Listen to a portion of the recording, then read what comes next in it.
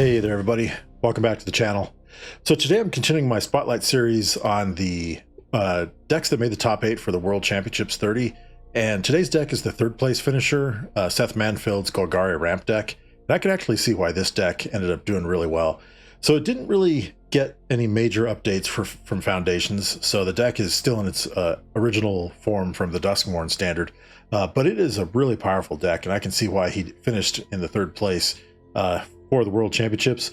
The idea behind the deck is to kind of ramp out your some of your utility cards early, gain control of the board with control elements, and then once you have control of the game, start deploying some of the most powerful creatures that Black and Green has to offer.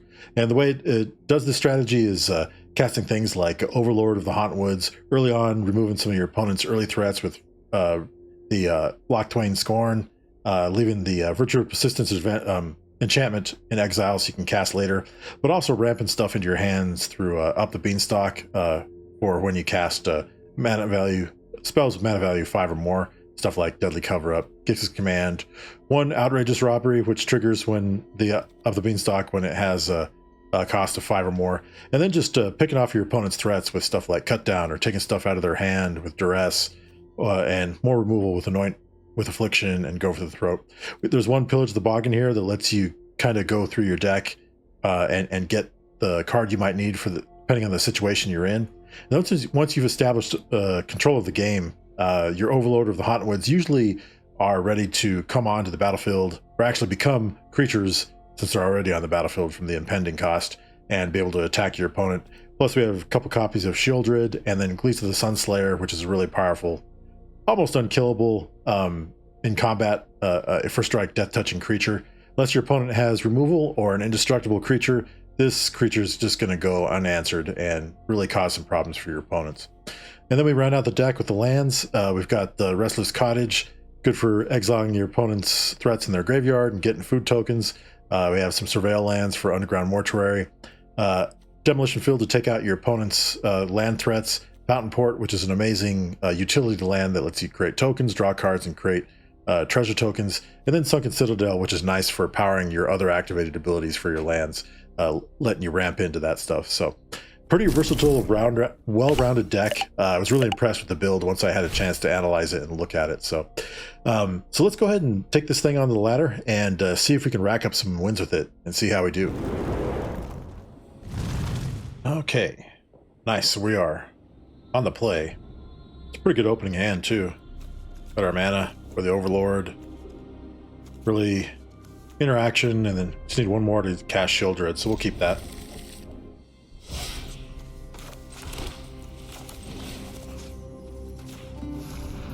See what our opponent's up to. They're playing a mid-range deck, Golgari Midrange. Go ahead and get rid of Liliana there.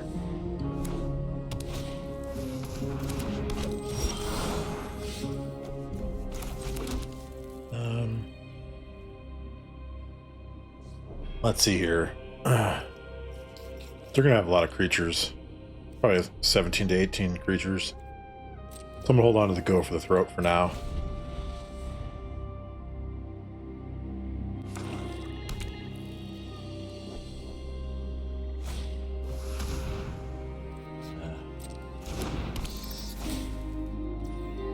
I'll just go ahead and take care of that. See our hand, but can't get anything.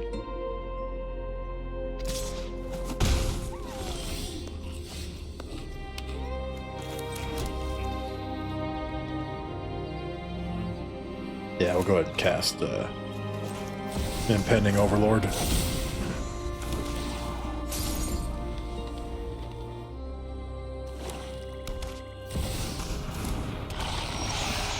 Okay.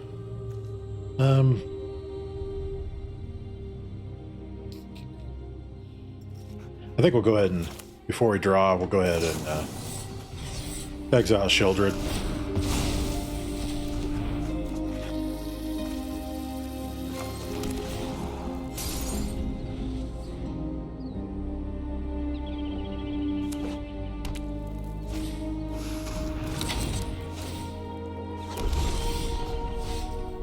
Let's Pretty good timing for us. Let's see. Okay.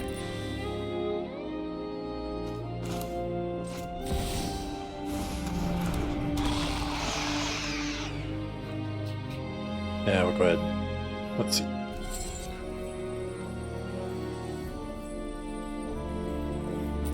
All right.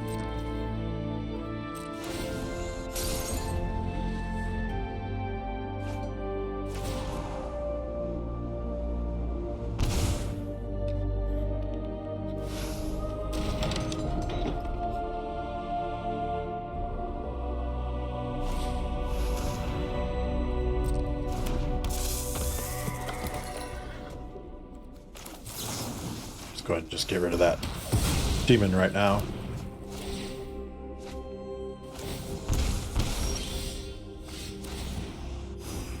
Okay. Yeah, we'll just go ahead and attack here.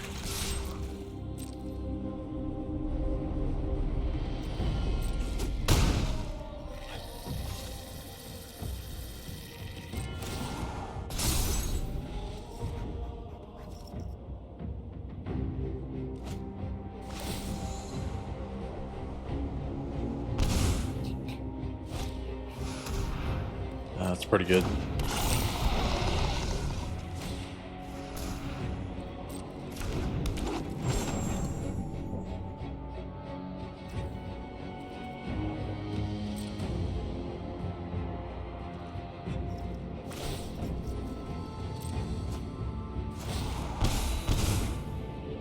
Okay, good.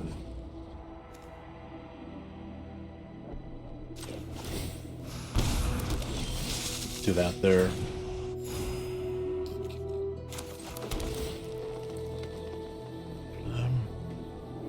I think we'll hold on to that. We might be able to use that to attack with. No attacks. We'll just let him start to take damage from Shieldred.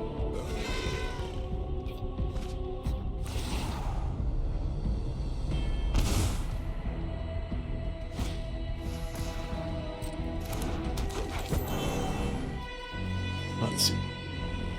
That was just 2 to activate to draw a card. Okay.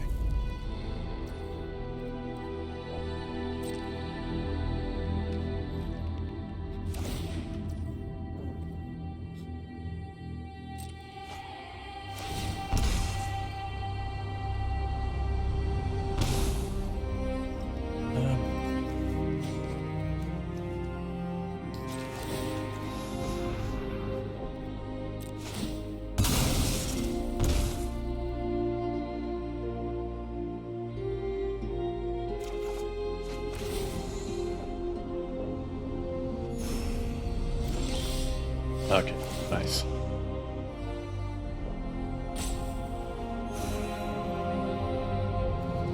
Okay. I think we'll just go ahead and get rid of the Archfiend.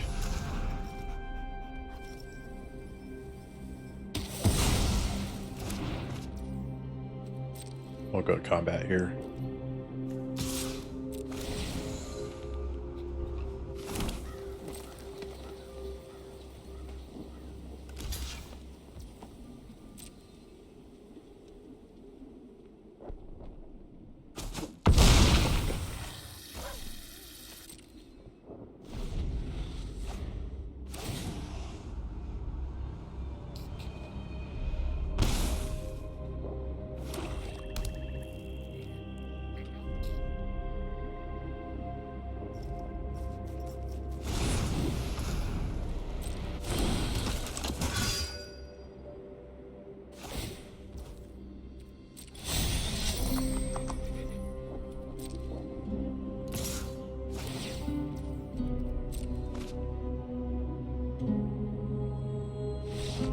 Nice. Okay.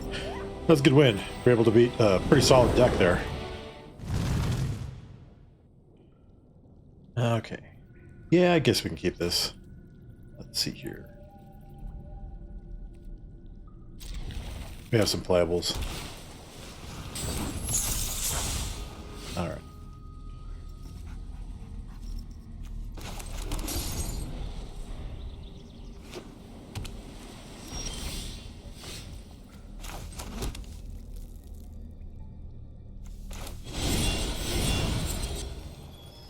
Oh wait, no, that has ward. Ward 2. Never mind. Yeah, we'll just pass.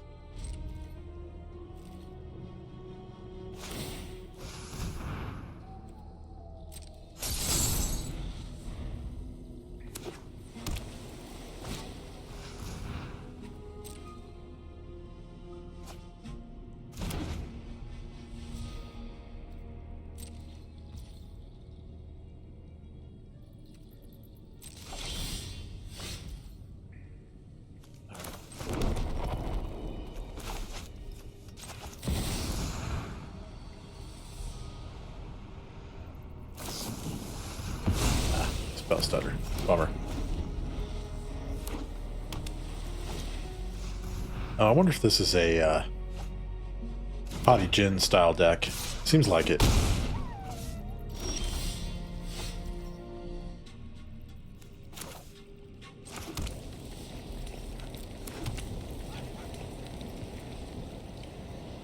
Go ahead and pass there.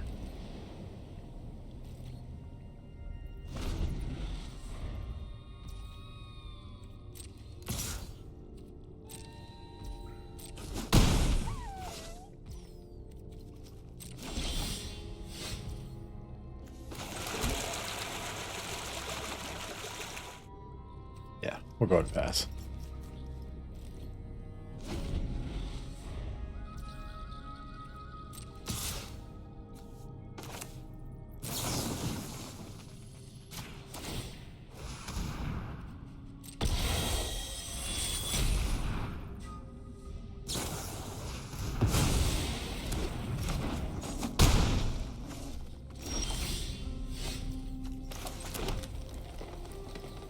Let's see.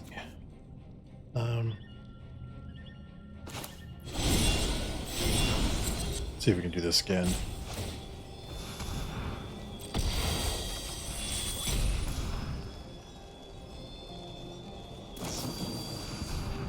All right, that's the third spell stutter.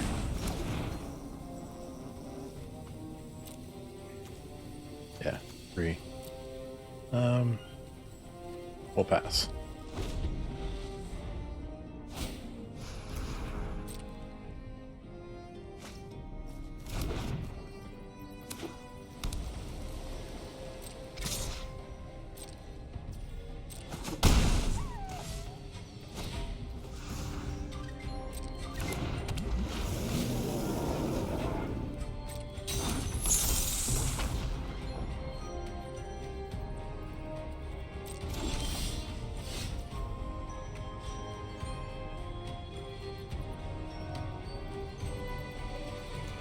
Well, let's see.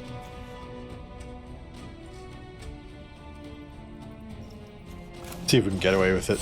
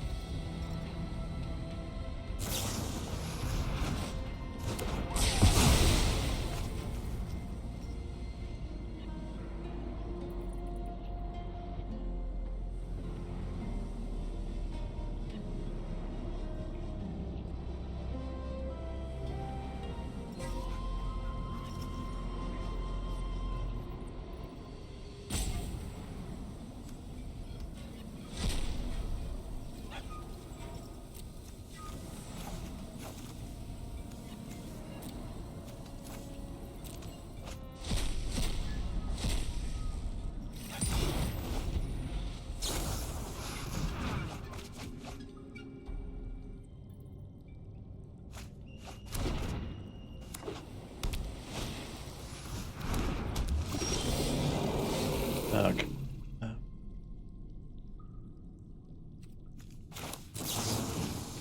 Just go ahead and use the last of our removal there.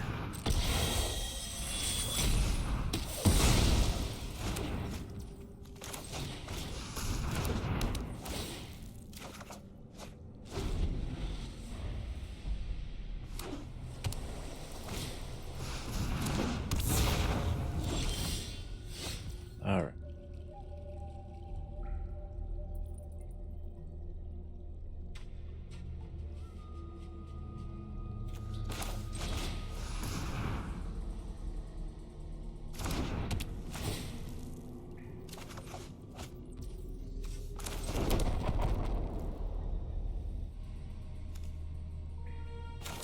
Let's see if this works.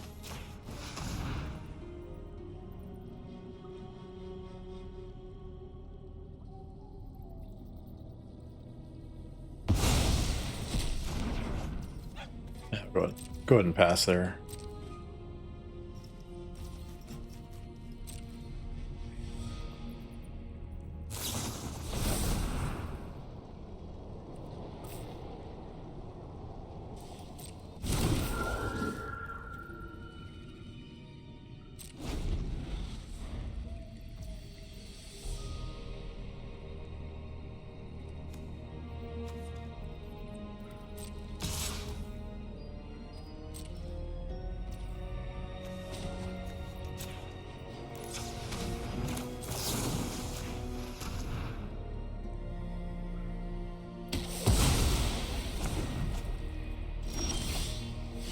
Okay. Let's go ahead and cast this.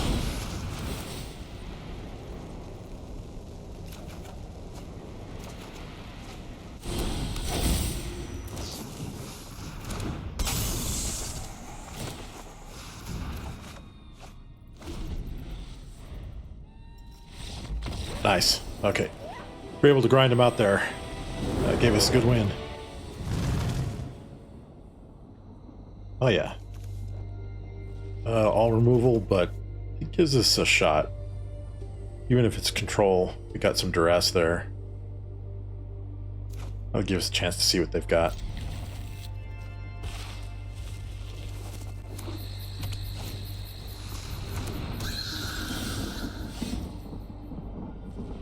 Interesting. Haven't seen that one in a while. So let's see what they're playing. Ah. A lot of rabbits. Okay.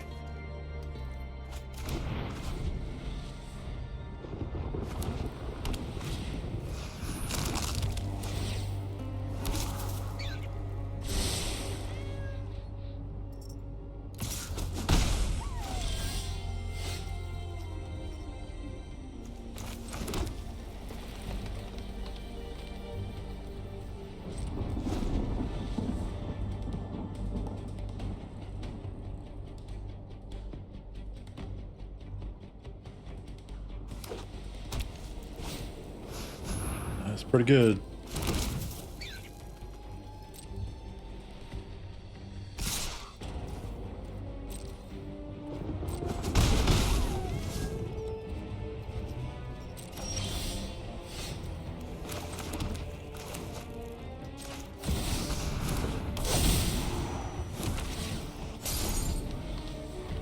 Okay. Might take a beating here.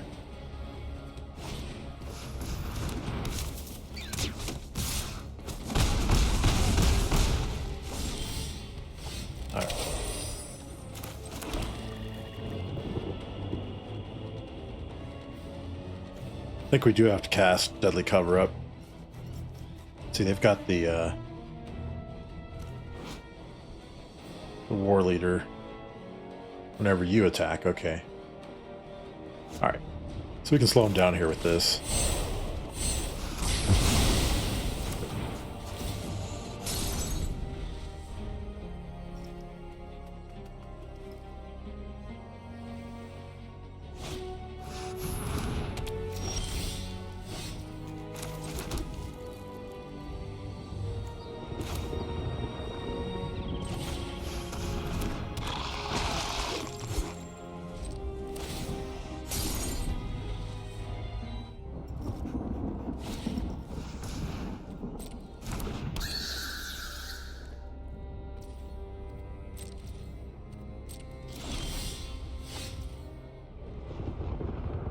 Let's go ahead and attack here.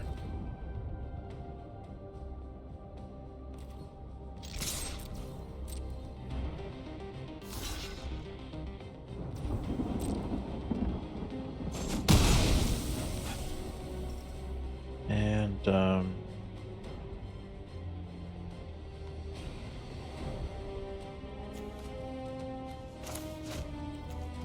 ahead and hard cast the Overlord of the Hauntwoods.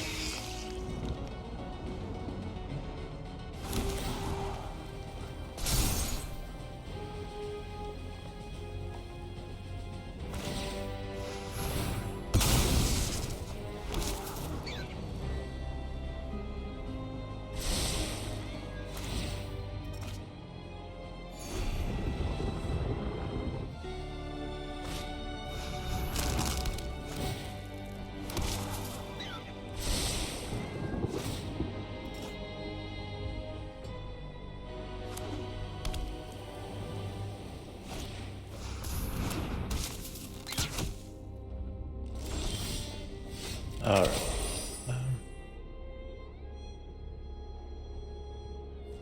Yeah. We'll go ahead and cast the Harvester of Misery. We'll shrink our guys, but it'll wipe out all theirs. We'll go ahead and attack. Sweet. They didn't want any more of that. Okay, so we're on the play. Yeah, yeah, we'll keep this.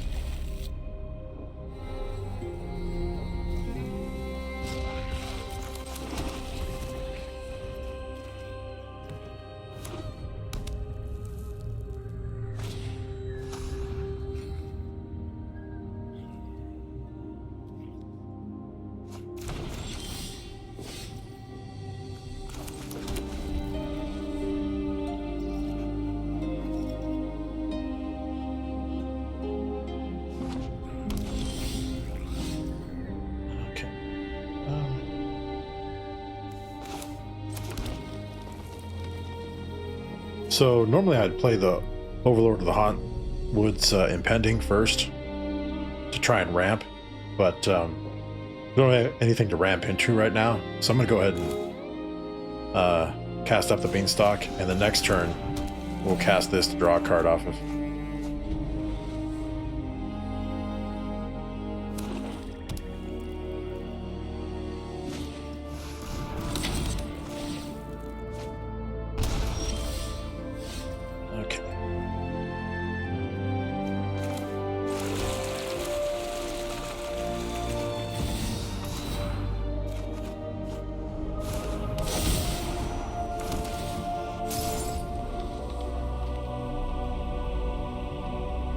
Looks like we're probably playing Dimir Demons.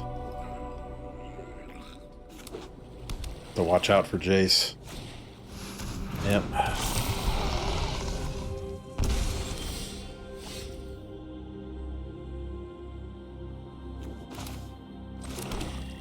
All right.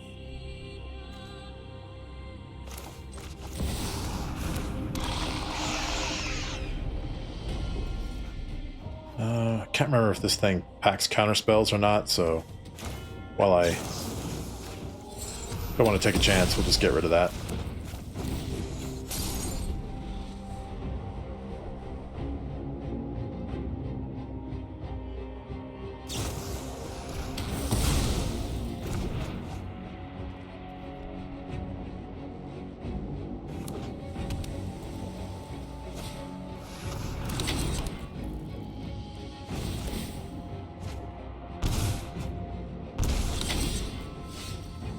Okay.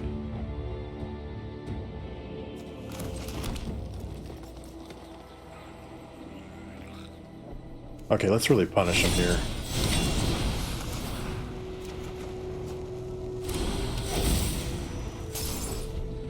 We'll go after their graveyard as well as ours.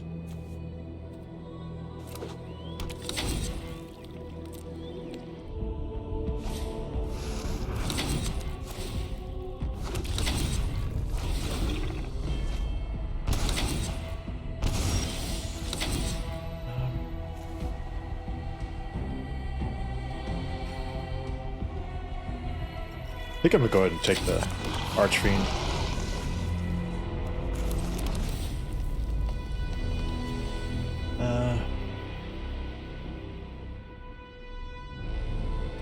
Nah. Hold on to that there. Let's go ahead and attack here. Oh, what happened? Did I skip? Oh, jeez. Oh, I can't attack, so it's got summoning sickness. Duh.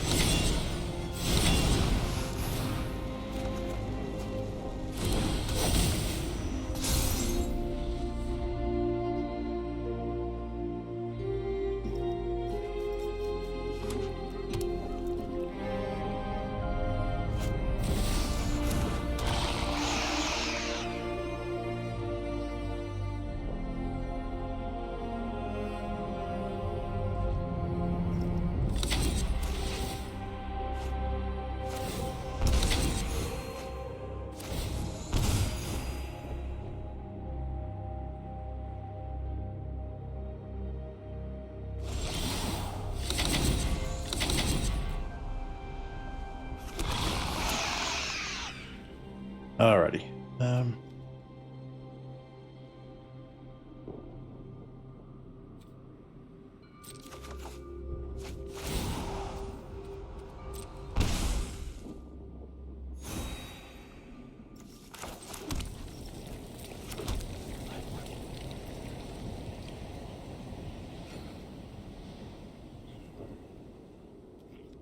Okay, let's go ahead and attack here.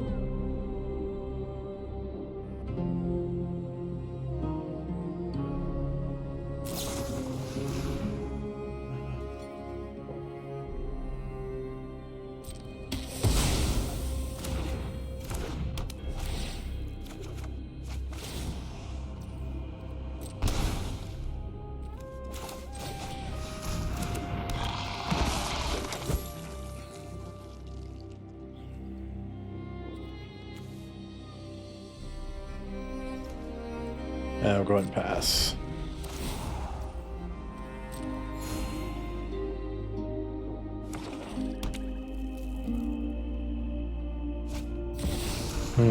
Looks like they got us.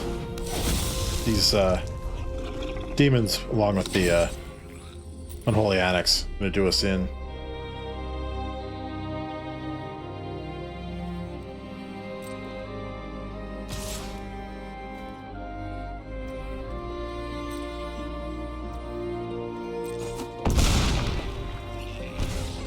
Yeah, that's a bummer. That go for the throat really changed the game for us. Okay, so we're on the play. Yeah, we'll keep this. And let's go after their hand right away.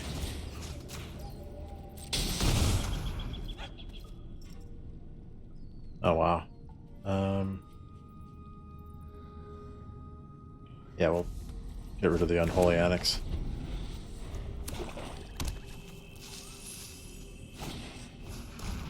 Yeah, have at thee.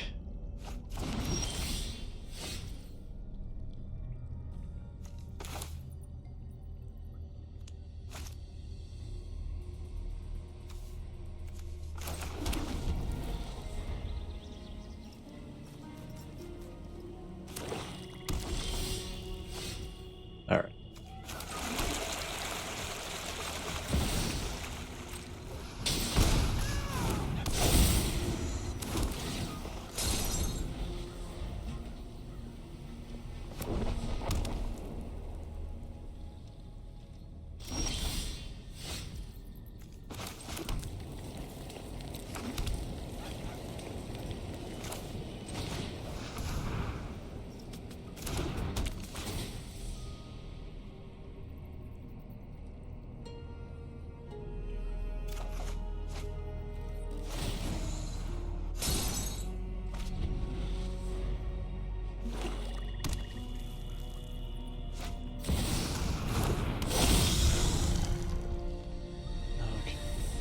That's pretty good.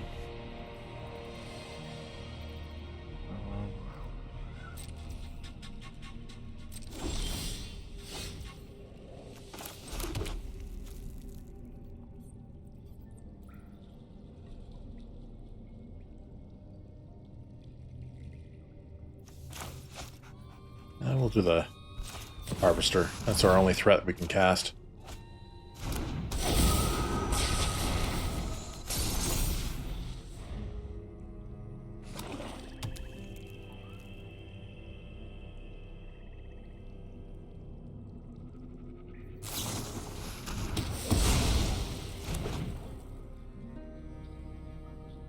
They have the combo.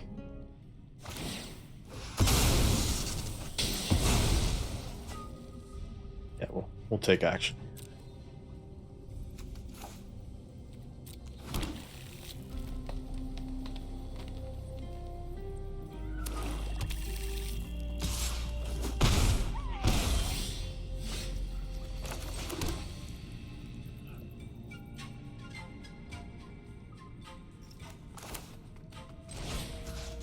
see what they're holding.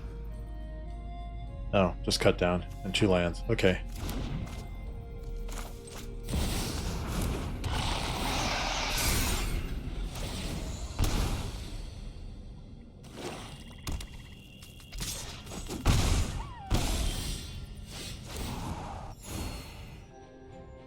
Let's go ahead and hit him for 10.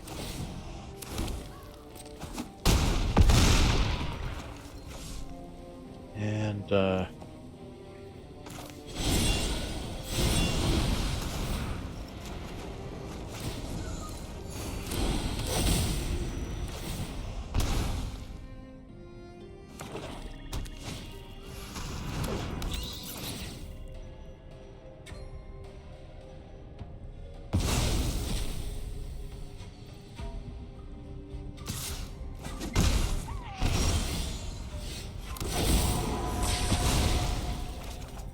nice.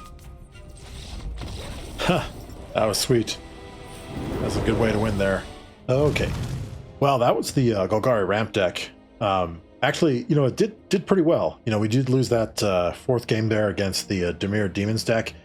I really thought we had a chance at winning that, but when they killed our Shieldred with their Go for the Throat, that kind of changed the calculations. And we were just going to take a lot of damage from the demons they had, plus the Unholy Annex. But the other thing too is I also thought we might lose that game against the mono blue Haughty Jin deck, but we were able to kind of force inevitability on them, and they decided to concede. That's the only thing I noticed about this deck is when I was playing a couple games before I did the video, I noticed that it can be a little sluggish against other control decks in the first game, but once you sideboard, if you're playing a best of 3, you're going to be in good shape because it's got a lot of answers against control. So this is a Worlds deck, and it's was designed for best of 3, so if you decide to play it that way, you have a whole sideboard to help you adapt. If you're playing best of 1 and you're experiencing a meta that is more control heavy, you might want to make a couple changes to it, probably putting in some duress and the Cruel Claws heist. There's another outrageous robbery, and things that can get rid of non-creature permanent stuff like Nissa, Ascendant Animist. You can also use Aklazat's Deepest Betrayal. That's pretty good for getting the threat on the board, and once it attacks, it makes them start discarding cards. And then you also have Tranquil Frillback to get rid of their artifacts or enchantments. So there's a lot of tools in the deck that really help you adapt to your opponent's threats, whether it's aggro or control. So hope you have fun playing that. But yeah, it's a really fun deck. I like it. I can see why Seth Manfield piloted it all the way to the top 3 of Worlds. I just hope to do an inkling fraction of justice in playing it compared to how his play skill is. So I'm sure he could really make it this thing fly. So, but anyway, hope you enjoyed the video. I'll make sure to leave the link to the deck list in the video description. So if you want to check it out there and give it a shot yourself, if you have the wild cards for it or cards in your collection to play on Arena, or just play it in paper and take it to your local game store for Standard or F&M. But anyway, I'll be back again soon with another Foundations Standard deck. But until next time, everybody, you all take care. Thanks for watching, and we will see you next time.